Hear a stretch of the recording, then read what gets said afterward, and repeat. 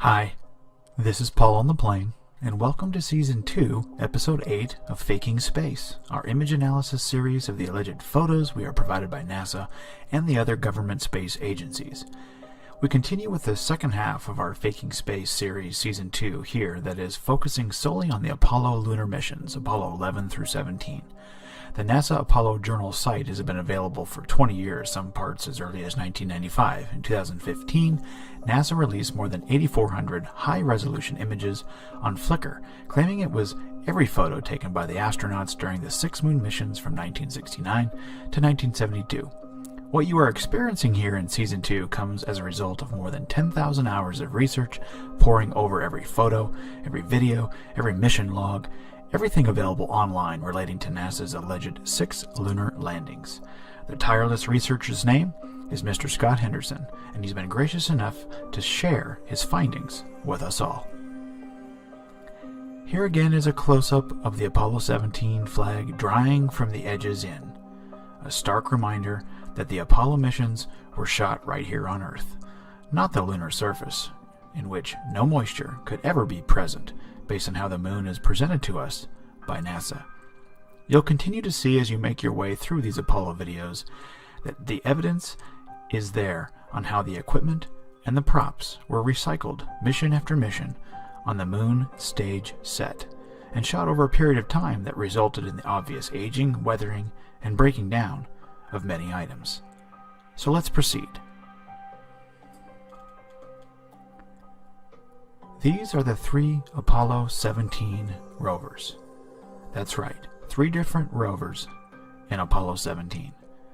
Look closely at the right rear fender, which identifies the differences in each.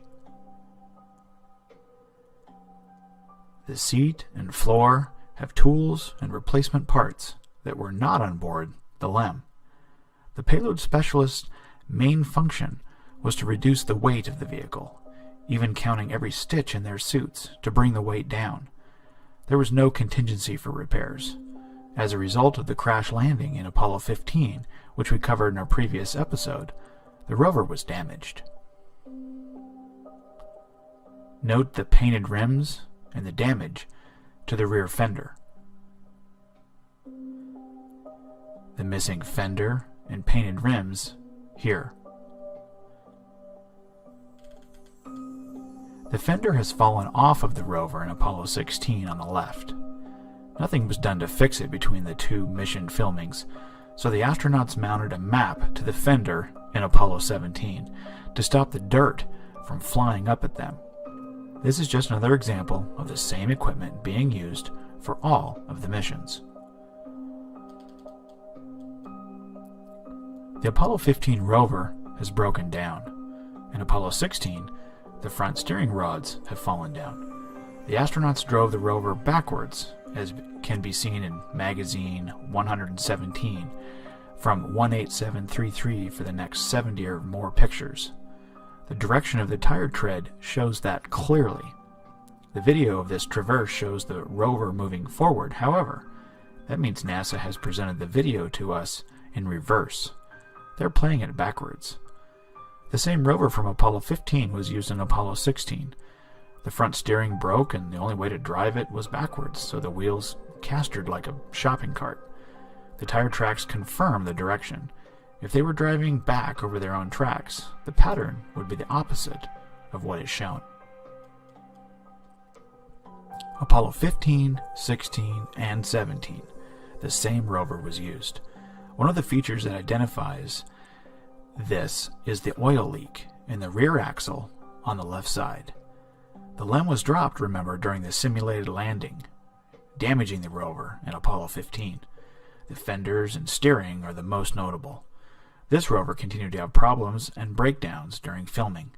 Apollo 16 has 2 rovers, and Apollo 17 apparently had 3.